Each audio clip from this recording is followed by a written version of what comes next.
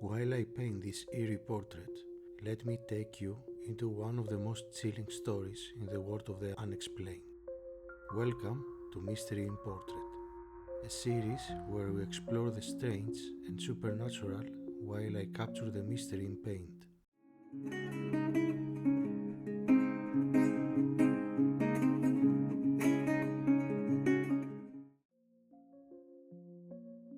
Today's subject is not a person, but something just as haunting. It's small, harmless looking, yet it's said to be responsible for scratches, nightmares, even death. Whether you believe in spirits or not, this story forces you to ask, what if the things watching you from behind the glass is not just a doll? This is the full story of Annabelle. It's 1970. Donna is a nursing student in Hartford, Connecticut. She shares a small apartment with her roommate Angie. They are young, responsible, and practical, focused on their studies, not the supernatural. For Donna's birthday, her mother gives her a used Raggedy Ann doll. It's old but sweet. Cotton body, red yarn hair, and triangle nose. Something that would felt nostalgic, not frightening. Donna places the doll on her bed, and at first nothing happens. But a few days later, Donna noticed the doll's position has changed. Its arms are folded differently. Its legs are crossed. But at first, she assumes she bumped it while making the bed. Then the doll appears in a completely different room, sitting on the couch instead of the bed, or found kneeling in the hallway where neither girl touched it. They begin testing it, leaving it in one spot, then finding it in another. Doors are locked. No one else lives with them, but still the doll moves. That's when the notes begin. Handwritten slips of paper appears around the apartment, on the kitchen counter, on Donna's nightstand, like parchment paper, something neither of them keeps in the house. The messages are simple, childlike. Help me. Help Lou. Lou was Angie's boyfriend, a man who always felt uneasy around the doll. According to him, something about it felt wrong. At first, they think it's a prank, but then, one night, Lou falls asleep on the couch and wakes to the terrifying feeling. He's frozen, paralyzed. He sees the doll at his feet. Then, it's on his chest, pressing down and tries to choke him. When he's finally able to move, it vanishes. He's shaken, but it doesn't stop there. Another night, Lou hears something in Donna's room. He checks it out. Annabelle is laying face down on the floor. As he stepped closer, something invisible strikes him. He feels sharp pain across his chest. He lifts his shirt and finds red scratches, 3 vertical, 4 horizontal, like claws. The wounds fade in 2 days. That was when they realized this isn't just a haunted object. Desperate and frightened, Donna and Angie turn to a medium. During a seance, the medium claims to contact the spirit inside the doll. She says it's a ghost of a young girl named Annabelle Higgins, a child who died tragically near the apartment. The spirit is lost and lonely. All she wanted is love and home, a chance to be with people who care. The girls, moved with sympathy, agreed to let the spirit stay. They begin speaking to it, acknowledging it. But according to paranormal investigators, that was a terrible mistake, because once you give it permission, it no longer needs to ask.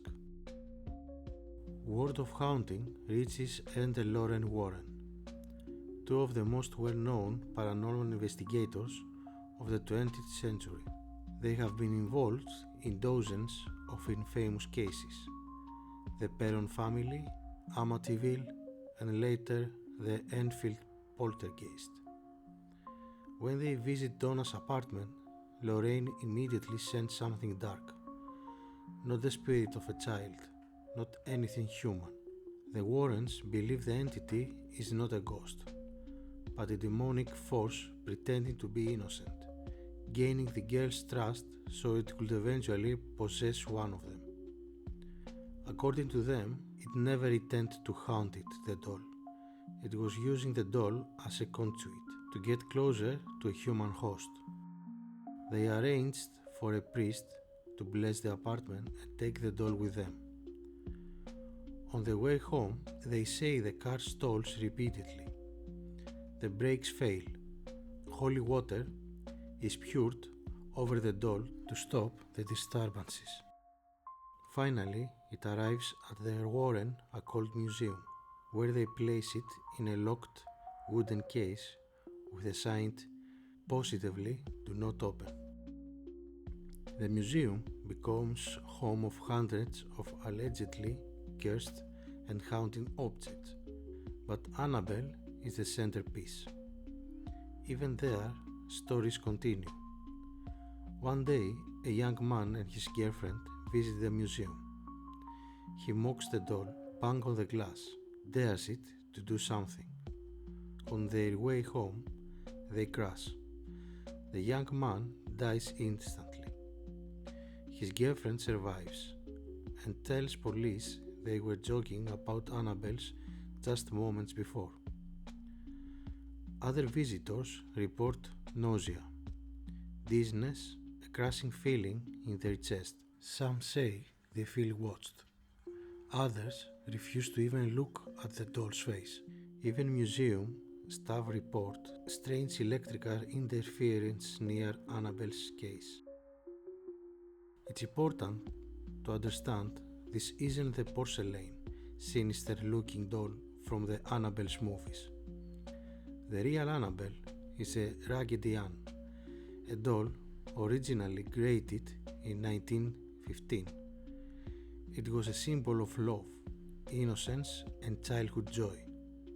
So why this particular one becomes so feared? Maybe that contrast, the innocence of the form vs the darkness of the legend, is what makes it so disturbing. It reminds us that evil doesn't always come dressed in shadows. Sometimes it smiles with a painted red grin. Let's pause here. Is it possible all of this is just suggestion? Psychologists say when people believe something is cursed or haunted, they start to interpret normal events as a paranormal. A misplaced object becomes moved by a ghost. A bad dream becomes a spiritual attack. Scratches could come from anything, but the idea of Annabelle's make the mind fill in the blanks. There are also sleep paralysis, a real phenomenon where people wakes up unable to move and often hallucinate the presence of their chest. Lou's story fits that perfectly. So, is Annabelle really haunted, or is she just a canvas for our darkest beliefs? The first Conjuring film only briefly mentioned Annabelle, but the response was so strong that she became the center of her own franchise. The doll was redesigned to look more threatening: porcelain skin, glass eyes, Victorian dress. In real life, the Warrens Museum gained fame. Thousands visited each year, and when the pandemic hit and the museum shut down due to zoning issues, the mystery only grew. Annabelle had gone quiet until 2025. In early 2025, the New England Society for Psychic Research, run by the Warrens' son-in-law, launched a tower called Devils on the Run. And yes, the real Annabelle doll was part of it. It marked the first time she had left the museum in decades. Stops included haunting places across the US, New Orleans, the West Virginia State Penitentiary, San Antonio. Each event was carefully prepared. The case was sealed, guarded and blessed before every appearance. Visitors were warned do not touch, provoke or mock the doll. It was meant to raise funds for the museum relocation. But what came next reignited old fears. Just days after the tour stopped in New Orleans, a fire broke out at the historic Nottoway plantation in Louisiana. The Nottoway mansion was one of the South's largest surviving antebellum homes, 53,000 square feet. It burned rapidly. Despite firefighters' efforts, the mansion was completely destroyed. The official cause? Faulty wiring. But the internet had other ideas. Some claimed a family who visited the Annabelle's tour was later seen at Nottoway. Others speculate that moving the doll disturbed something that followed. Videos went viral. Reddit exploded with theories. Was this coincidence or a warning?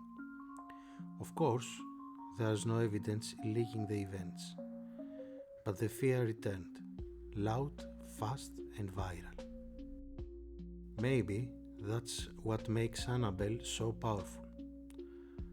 Whether you believe the story or not, her legend has spread across decades, generations, cultures. She's more than a doll now. She's a mirror, a test of what you think is real, of what scares you most. To some, she's just a toy in a box. To others, she is a doorway. Even if she's not haunted, we made her that way. So what do you believe? Is Annabelle truly cursed, or simply a victim of stories gone too far? Is it the doll that's haunting, or the people who believe in her?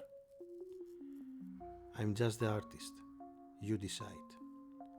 Tell me what you believe in the comments, and if you want more eerie stories while I paint, make sure to subscribe. There are many more mysteries to come. See you in the next one.